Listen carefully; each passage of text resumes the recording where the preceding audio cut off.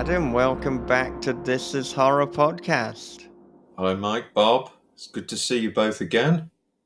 It's good to see you. And I Yes. say welcome back as if we'd just been talking yesterday. But in fact, as we said off air, it has been 4 years. So I wanted to talk about what some of the biggest changes for you have been in that time, both personally and professionally. Okay. Let me see if I can remember. Well, 2 years of it were engulfed by the pandemic. But it was March 2020, wasn't it? So it was just at the beginning of the pandemic that we spoke last time. And then 2 years out of it. So what have I done? I had a very busy. I was lucky. I had a good,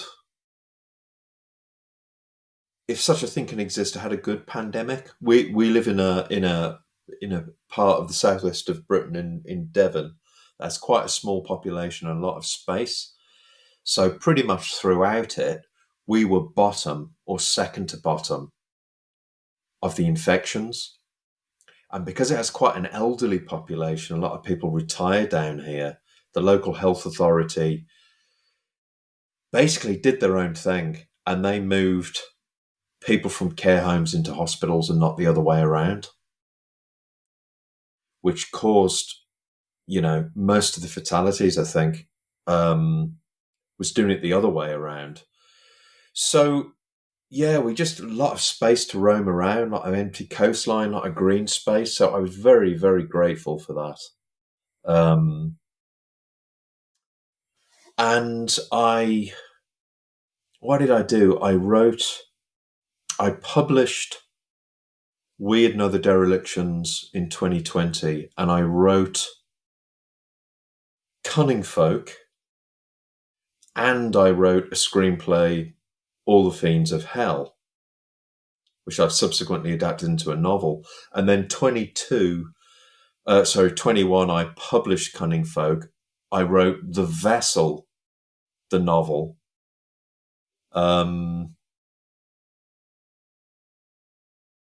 21, I published Cunning Folk and wrote The Vessel. 22, I published The Vessel, wrote All the Fiends, and through the beginning of 23. So yeah, I've published in that time 4 books, written 3, and 1 screenplay. So professionally quite busy. 2020 and 21, I actually had a bit of burnout. I was just doing so much. And the early, because 2020 as well, we made No One Gets Out Alive, and I was one of the producers. 2020 till the end of 21, I actually had 2 screenplays and 5 books in some form of development. And only one of them became a film. No One Gets Out Alive. But the others still required a lot of work. I had a producer role on 5 and was screenwriter on 2. So collectively on that period then, I wrote 2 screenplays, worked on 7 films in development, wrote Cunning Folk, Vessel, and All the Fiends, and published 4 books. So I've been really busy. Last year, I actually haven't, until this January, I haven't written a word of fiction from May 23 to January 24. We moved house, and there was quite a lot of family illness, so life just took over the last part of last year. So does that make any? Did I make any sense? You did, and I struggle to place what I did in each year, but yeah, a lot of work, and unfortunately, a lot of work on stuff that just came to nothing. But that's the film industry, yeah, Had things panned out, we would have made, and we should have done, because a lot of this stuff was greenlit. we would have made the sixth film this year. Mm. But it was the hike in interest rates that just turned the film industry into a bit of a dumpster fire, and then there was the strike and so forth. So yeah, I had a few massive disappointments, but then a lot of good stuff has happened. The press has continued to grow and grow, which was one of the reasons we moved to contain it. The beast that Ritual Limited has become. Because we don't just do the only edition we fulfill is a limited edition, and we need space for that because it's 600 books, a lot of packing material. But also we run a web store, so I keep a lot of inventory. And the books have gone up to 5 editions now, so we have a mass market hardback as well as the paperbacks, and tend to get orders every day from somewhere in the world. So that's part of my daily um, routine is I get up and I fulfill the orders, and then I will distribute my time between writing a new book, publishing the completed book, which will be somewhere on its critical path. Right now, All the Fiends of Hell comes out tomorrow, all the other editions, and I'm writing what I hope will be next year's book. And then if a film development, I've still got a couple of irons in the fire. If they revive and come out of these hiatus periods that they keep going into, like if you get a new director or a new member of cast is attached, I have to drop everything and work on that, really. So, yeah, I've developed, I call it 3 full-time jobs. So there's the writing, working on the films, and there's the publishing stroke web store. Yeah, and of course, I mean, on top of that, you've got the promotion, which we're Yeah. kind of doing now with this conversation. Well, Mhm. that's all I've done today from early in the morning is just checking everything, and weirdly I realized I'm not great at keeping track of time. This April, I've been a horror novelist for 20 years because I've got it here on my author copy shelf. This came out in 2004. Oh, PS yes. Publishing with a Les Edwards cover. My first novel that I started in 1997 finished about 2001. It took a while to find anyone who was interested. I mean, there was almost no one publishing horror back then. So it's 20 years this month since this came out.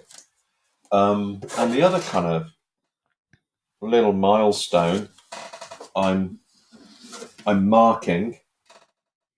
Celebrations are perhaps muted, but 10 years since No One Gets Out Alive came out, which feels to me about 3 years. It's I been 10 know. years. I know, yeah, it's Mhm. scary when you when you hear things like I that. know, I mean, 20 yeah, years since Banquet for the Damned. yeah, yeah. I mean, no one gets out alive in my mind, and probably. I mean, I think the pandemic has distorted time. It has made things Mhm. weird, but it almost feels like one of your more recent books, but it's not at all. 10 No, years. 2014. And that was interesting because the last time we spoke, March, Mm, was the first day of principal photography, and yeah, everything was in Cleveland, ready to go. And they were going to shoot all the exteriors and all the outdoor scenes. And they hadn't even been there a week, and there was the travel ban yeah, in and out of the States, but they got a special dispensation to finish the external shoots. And then in the September, they built the entire house in Bucharest in Romania, and they filmed the indoor scene. But of course, all of this was with the strictest health and safety protocols. So all of that was going on. So every day I was in meetings and looking at script revisions and so forth, which it was good to be busy because it kind of completely took my mind off, you know, the moment by moment terror of catching COVID, um, Yeah. or terror anxiety. Um,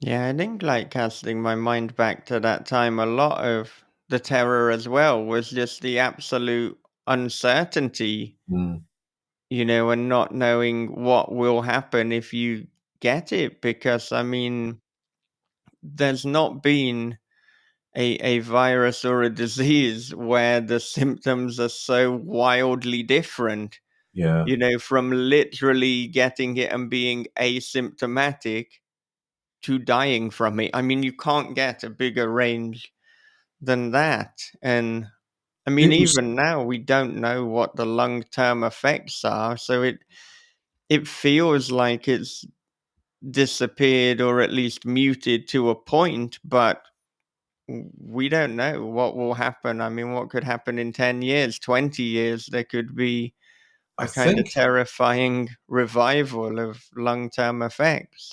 I think it's still around. It's still flashing around. It's just a lot of people are vaccinated now, or have some sort of immunity, and it's a milder strain, perhaps, but it's still there. I know a couple of people that got it a few weeks ago. Because it was odd. I mean, I read the science when I wrote the novel Lost Girl. I did a lot of research into zoonotic viruses, where something will leap from animals kept in captivity, into humans. And I studied the virus I chose for that book. I kind of modeled it on a SARS virus that jumped from, um, it was bats in a Chinese wet market were urinating onto civet cats, and civet cats were eaten in a particular region in China, and that's where this. And I called my virus, a COVID virus. So So I'd done all of this research about zoonotic viruses, and then I kind of read the science, um, what they knew. I mean, the data was very scant. What they knew at the very beginning, and the kind of, if you read the science, your chances of dying from it were slim, unless you were elderly, or you had some sort of comorbidity. But the media's reports of it in New York and northern Italy were absolutely terrifying, weren't they? I mean, they're just like, and then people being welded into buildings in China, and so the media reports were very sensational. Um, but what I'd read of because I mean, some of these viruses were just MERS and so forth. There was one I read about, because most of them had just hit these evolutionary dead ends. There was one of them that it had something like it was so deadly. They found it in a hotel corridor. I think it was in Hong Kong. And just people who'd walked through the corridor where someone had infected had breathed, had caught it and died, and it just vanished. So, you never quite know what you're going to get. And its origins are quite murky with COVID. I was the first kind of year and a half. I was convinced it was zoonotic, but actually, the more I've read about the what do they call it? That brand of pharmacology. Uh, it's slipped my mind. Where they deliberately infect lab animals with something in order to find a cure ahead of time. The Yeah, I more I've know read what you're about that, talking about. I can't think what is the specific mhm, term. it's yeah. What is it called? Is it? Uh, I'm embarrassed. I brought it up and I can't remember. Um, but anyway, the more I've read about that, the more I think, but so we had that, which was dragged us all back into history. And then obviously there were going to be the huge financial consequences at some point, which I think we have now. And then Russia invaded Ukraine, which was weird because we hadn't got COVID, but obviously when my nipper went back to school, I think it was just a matter of time. And she had like a cold and she tested positive for COVID. Later on in the day, my wife tested positive. So that they weren't very ill. They had like bad colds and they took to the beds.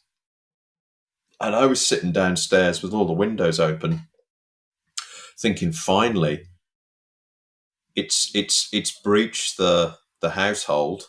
COVID's in the house. It's a matter of hours until I feel a tickle in the back of my throat, get a temperature. And I was watching Russian tanks pouring into Ukraine. And there was all kinds of rhetoric flashing around about nuclear war. And I thought, I truly am back in history. There's a global pandemic and a war in Europe, you know. Um, Although neither really would have been impossible to predict after the invasion of Crimea. And, you know, we look at the parlous state of animal welfare around the world and animals in captivity. Um, so, yeah, it was two. How have we even processed those 2 years? I think it's an ongoing thing, isn't it? It's I think that we're still, in many ways, in the thick of both events, so it's yeah, impossible to fully process what has not yet yeah. ended. Particularly the Ukraine, um,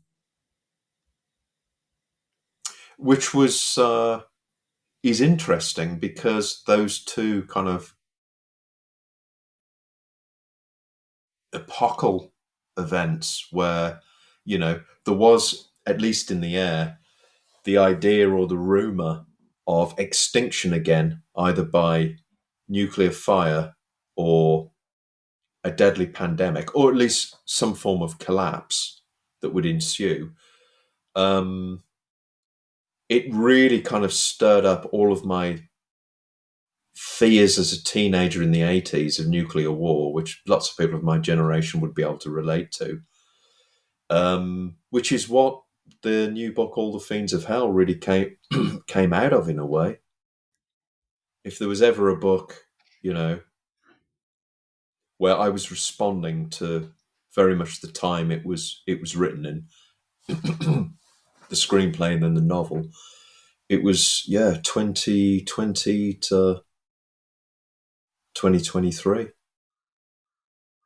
Yeah, and of course you mentioned Lost Girl before, and in many ways, like, this has a lot of commonalities with Lost Girl. I mean, it kind of feels like if you like Lost Girl and you like The Reddening, then you're going to love this one. There's like a little bit from both of them, but I mean, Lost Girl, to my mind, seems one of your possibly your most underread work, which is a damn shame because it's a bloody good book. But It's kind of you to say, and it is. It's the least read of my books. For There's always I think, a combination of variables that lead to that. It wasn't published very well, um, which is a real shame because it was published in the same week as the Paris Climate Summit, hmm, and it is a story about the consequences of runaway climate change in the 2050s. I tried to imagine um, what that would be like. It wasn't published very well. It wasn't really published as a horror novel. I consider it a horror novel. It looks kind of like a Lee Child thriller. Um, and really interested in publishing and the book trade on horror at that point had waned. You know, it kind of there was a real boom from 2008 to around 2012, and then it kind of started to slip again. And I think the publisher was trying to sort of reposition one of my books where it wouldn't suffer the taint of horror. Um, so I was enormously disappointed about what happened with that book, which was the final straw and why I set up Ritual Limited. It was the following year that I just thought, that's it. I'm not going through that again. Um, but yeah, that's my least read book. I think the last time I checked, it has sold over 9 years. I think it's getting on now for about 10,000 copies, which is better than 10 or 100. Yeah. But it's mostly readers of my other books that then think, well, that's the one I haven't read. I'll check it out. And so often they write to me, or I see them post about it and say, oh, this this traumatized me, or this made me cry, or this is my favorite. It's. I mean, there will be a time. I would hope there'll be a time where I'll revert the rights to all 8 books and do Ritual Limited editions, um, if I can get the rights back. But I did a brief calculation of the time. That would where Ritual Limited is now. That would equate to 40 separate editions, because I do 5 editions of each book, Yeah. and it would take me 4 years. So, there would be my time to write would be seriously compromised. There'd be no new book for 4 years. I would just be publishing. And to be honest, I don't think I can face that. Yeah. Yeah. So So, I'd have to spread that out. But it's a shame, because I mean, some of the books on the backlist are still being published really well and are well stocked in bookshops and so forth. And I'm very grateful to um, Pan Macmillan and the editors I had there, particularly at the start, because nothing after that would have been possible had they not taken a chance on me. Um, but the one thing about going independent is you step out of what's hot right now in publishing. You know, I'm just going to write horror and pursue my vision for horror and produce a body of work, and I haven't got to worry about whether it's mystery and suspense or grip lip thrillers or epic fantasy this year or the next year. And I see authors hopping about these genres and trying to catch waves, um, and that was liberating. Just stepping away from that. yeah, and I mean, you spoke about that almost like kind of Lee Child presentation, but I mean, with Ritual Limited, particularly when you got Sam Araya on board for the cover art, there's absolutely no mistaking that this is horror. And I mean, That's it it. doesn't just look like it would be fitting on a heavy metal album, but it's extreme metal, it's black metal. There is no doubt in Yeah. one's mind as to what's going on here. And I mean, that must be liberating, but it also feels reactionary as well. It's like, well, It, this it, is it was. horror. It was. You hit the nail on the head there.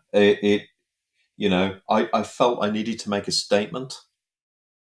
I kind of repositioned myself. Um, I mean, there's the 2 books that you mentioned. So Yeah. there's Yeah. before and after. Yeah. And Sam is, such a tremendous artist. I absolutely loved his stuff, and I was very lucky that he was reading me anyway. So he was on board with it. The very first one, though, was Someone Not Sleep. That was the first book, Yeah. which is particularly sinister, infernal image, and that was a Spanish artist who did that with a spray can. And I Yeah. looked at, I think it was 1,200 pictures and portfolios until I saw that picture and dropped him a line. And he'd read the Spanish editions of my books and wanted to give it to me. And I was like, no, no, no, I'm going to pay for it. We'll have a proper Yeah. license and contract. Um, and also the logo was, let me get that if you can see it. Oh yeah, I I've asked, always loved that kind of Venom-esque kind of yeah, Bathory logo. Yeah. the early 80s, the heavy metal Yeah, yeah, indie yeah. labels I used to listen to in bands like Bathory and so forth. Yeah. I wrote to one of the black metal album designers and just said, on the off chance, would you design me a logo? I'll pay you. And he said, yeah, and produced that. So it is actually a designer of black metal album covers and Yeah. logos who did the presses um, the presses logo. And Yeah. it's good over the 7 books now to have kind of really refined. Um, I don't like the word brand, but I suppose it is in a way. Um, they're immediately identifiable, I guess, as my books. Yeah. I had three different cover designs at Pan Macmillan, um, but it would be nice to see my entire output of 12 books with Samuel Araya covers. I have to say, Yeah. Yeah. I mean, it one day. certainly sounds now with Rich You're Limited that there is very little that would ever get you back to so-called mainstream publishing. I mean, I don't know if there is anything that one could do, but I imagine if there was something, it would, well, have to be in the region of millions of pounds going into your bank account. Actually, the resource, the only time I've ever thought that was conceivable would be time, Mm, because had those films been made, um, so 2020 through to 24, that would have been almost all of my time. So if I was ever in a situation where I could write and finish a book every 2 years, say, or 3 years, because I was working on film, there's no way I would have the time to publish them as well. Um, because that to produce one of the books in about 5 formats, and there's about 9 people work on them in different stages until we get to the end. It takes about 5 months, and shit always goes wrong. There's always bumps and things you have to redo. The All the Fiends, it was the ebook I had to have redone 7 times, I think it was. Um, and the audio books actually take longer than the limited edition hardbacks. Audio books are they're hard work. Um, so I don't want to have a stroke,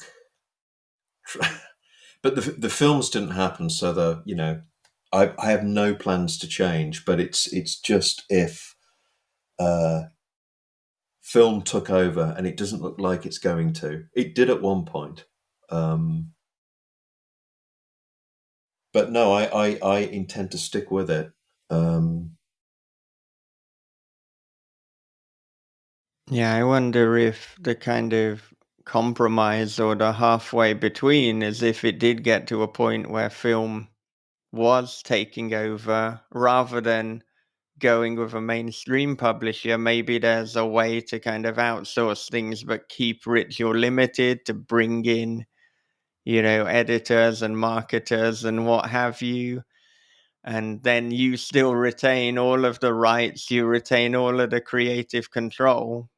But Yeah, the thing with, I mean, at the moment I have like managing editorial, editor, copy editor, proofreader, uh, text design artist, cover artist, designer, ebook conversion, audiobook producer. So I'm not actually, I kind of project manage it, but I have to check everything over and over and over again. And that's what takes a long time. If you're going to publish properly, um, it's the amount of kind of coordinating on a critical path and endlessly checking all of the different editions. That's what takes the time. And then there's all the dashboards of the distributors you're using and so on and so forth. And as you say, the marketing, wouldn't we all like to see the back of that? But then that's a really good way of engaging with your readership. Um, but yeah, it is. It's a labor of love. It's time consuming, but ultimately, it's really satisfying. And the most enjoyable part of it all for me is when I'm talking to Sam Araya and he's sending me his sketches, and I send a cover brief and the book, and then Sam gets back to me, and the last few books, he's sent me about 6 sketches, and I've just thought, well, I don't know, I want them all. It's really difficult to choose. But we always arrive at the right one, I think. yeah, and with Sam, I mean, you said he was reading your work before he was the cover artist. How did the two of you connect? Was it a case of him reaching out to you, or did you actually see his art, contact him, and then find out he was a reader of your Oh, work? it was the latter. I saw his art, and I've got the picture on the wall. So I saw this online. That was his. Let's see if I get the glare off it. That was Sam's painting of the ritual. And Yeah. I dropped him a line and said, can I buy a print? And then he said, oh, yeah, he liked the book. And he sent me a print, but he also sent me these amazing sketches, which are originals. I've got them in a frame. Ah, look at So you've those. got you've got Moda, a member of Blood Frenzy in the middle, and at the end, one of the things from the attic. And that's how the relationship started, the working relationship. And while I was moving, I had to move in 6 days. That nearly killed me. But while I was moving, I found this that he put in with his sketches, which I loved. I've got it on my bookshelf. He put, thank you for setting on fire the temple in my mind. Amazing. Amazing. So we, Amazing. we, we were meant to be together, me and Sam, I think. Mm-hmm. Yeah. Yeah. So And there was his a name is pre-existing Sam connection. Araya. There's Yes. almost a Slayer connection Well, there as well. well, I did call him Tom once, Yeah. and he did say in the email, "You mistaken me for the dude from Slayer." Yeah. Yeah. That could be easily confused because just the way the name and the syllables and everything. Yeah, and it's all been metalheads. Yeah. Yeah. Yeah. And I'm sure for audio listeners, it's probably obvious at this point, 30 minutes in, but there's a lot of visual stuff in this interview. So you should absolutely check out the video version on YouTube as well. Mm-hmm. YouTube.com/, This Is Horror Podcast. Oh, I see. So you have a podcast and you have a video channel. Is the video Yeah. through your Patreon? No, the video, it used to be for patrons only, but actually now it is, yeah, available on YouTube as well. So yeah, Okay. people get both. We started doing that in 2023. I should say as well, because I don't, or I'll just check the YouTube address. It's youtube.com/@ This Is Horror Podcast. For some reason, YouTube on their URLs, they include the @ symbol. So if you don't put the @ in, you're not going to get it. But yeah, I mean, the thing is that, like, as the years have gone on, more and more people, they want video versions of interviews. People are using YouTube to listen to like these conversations, to long form conversations. Whereas I think when we started in 2013, I mean, no one was going to sit down and watch a 2 or 3 hour conversation, but there's the audience there, and it's like, well, this is a missed opportunity if we don't include it. So yeah, Yeah, I that's didn't what. know that. I'm not a. I don't listen to. I'm not a big podcaster or audiobook. I don't listen to audiobooks, but I know people that listen to them all the time, podcasts and audiobooks, and it's nearly always with their Bluetooth headphones. Yeah, yeah, So that's that's interesting with the video as well. I'm just so low tech, as I was discussing with Bob before we came on, embarrassingly low tech. But Well, it's that. being low tech is actually a good thing. I would say because it allows you to be in touch with the things that matter to you most. yeah, fewer I think we're too distractions as connected, well. and I mean the connections are good, but I mean there's a lot of things we shouldn't connect with. True, true. And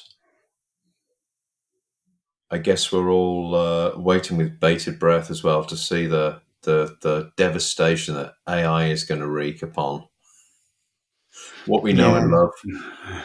I mean, there's another example of something where, we can't really comment on it at the moment, because not only are we in the middle of it, I mean, we're at the beginning of Mm, that. We Mm. don't know what's going to happen. I mean, we were talking about metal before. I saw that Deicide got a lot of pushback because on their forthcoming album, they've used an AI cover. Um, I don't know how I feel about that, because it's not something that I've really processed a lot. I mean, I would prefer them to use an artist if for some reason Glenn came to me and was like, right, we're deciding, should we use a real artist or shall we use AI? It's like, we'll definitely go for the real artist. Um, but I mean, we primarily listen to Deicide for the music rather than the art. But I think, much like your books, like having a good piece of art, it takes it to the next level. It complements it. Um, it seems like a bizarre shortcut, really, for Deicide, but not even a shortcut, because it's probably going to harm them more from the people who will then, just out of principle, boycott it. And I mean, you don't have to spend a lot of money to get a very good artist. There are different options out there, but mm, yeah, I guess as well, in this era of more digital products, I mean, how many people are looking at the artwork anyway? They're listening to the Deicide album on their phone. Though equally, that there is cover art when you press play. This seemed like a very perplexing decision for them to make. I think everything, though, ultimately is at risk. Um, I think artwork is probably the easiest thing for the technology to produce derivatives of. Um, and then it will be language, music, comic art, films, television. It's very my attitude to it is very simple: is why would we surrender human culture to software? And also the technology, the whole technology is based on theft and deception. The only reason it can produce that album cover, or if it was a book cover, is because it's trained itself on the work of real artists without license, infringing copyright, desecrating intellectual property laws. And it's the same with books. I mean, I know 9 of my books are in the Books 3 data set that has trained with 180,000 novels and non-fiction books that has trained the AI at all the big tech companies. So we'll just have to wait and see what happens with the various court cases and class action suits, and if there will be any. It desperately needs regulation, I think. I mean, to have released that like a virus, I just think, considering the consequences, was just the most irresponsible thing I've seen since the invasion of Ukraine. There's a sound We'll bite. see. If anybody doubted Adam's position, you're Yeah. not fucking about. You're not mincing your words. We're not going to be using it at Ritual Limited.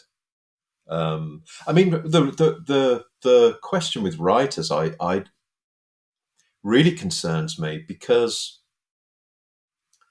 tools are being developed for writers to assist in their research, to generate story ideas, to edit their work, involved in composition. If you're using software to rewrite your sentences, you're not a writer. That's something you have to do. So that, I think, is going to be very contentious. And also, it seems to be almost impossible to detect at the moment. Whoop, my lights have gone off. Yeah, the robots didn't like what you were talking about. Oh, there we go. Oh, I've had some sort of electromagnetic pulse from the tech companies. Or We're or getting the it again. Kremlin. One or the other. Yeah. it's either that or it's a spectral presence. But Yeah, keywords have just triggered something. Yeah. It could be the spectral presence, the dark forces I meddle with over here. But yeah, it's contentious, but I think it's going to create so many problems. You'll be doing shows about it, the consequences of AI. I think Yeah. soon enough on This Is Horror. Yeah, and I mean, I'm trying rather than to weigh in too much to listen to people's perspectives, so especially people who are well more informed on the topic. And as I say, it is very early, but I mean, you've obviously raised a lot of the moral aspects of it as well. Because I think some of the conversation is about like that there's not really much of a threat to writers because AI can't properly replicate writing. It can't replicate the deliberate imperfections. It's a soulless artificial thing. But that may be true. But as you're saying, just from a moral perspective, the very creation of AI is abhorrent. I mean, it's taking your work, as you said, it's Yeah. training the machine. You haven't licensed that. There's been no regulation. So we could see an incredible amount of lawsuits and potentially, as way of example, some of the people who have made this technology could be going to prison. I mean, if we look at it long term. Yeah, they're so powerful though. The tech companies. I sometimes wonder: are they above the law? Are they above government now? I mean, with writing, I mean, the technology in it is in its infancy now. So, a crude analogy. Do you remember the 48K Spectrum Sinclair Spectrum computer, which was like Oh, the right. first personal computer, I think, going back to the 80s? Well, if if it's at that stage now, imagine when it's as sophisticated as an Apple smartphone. So when it scrapes and it maps a book, say, so that's everything from um, the syntax, the structure, the story, the I guess the writer's aesthetic signature through their description, the dialogue. So every individual component has been mapped. So as the technology sophisticates, I think it will be able to create derivatives that will appear like original books written by specific authors or amalgamations of a number of authors. And the minute that's possible, people will do it. You know, there won't be any restraint or self regulation. So that's why you need real regulation.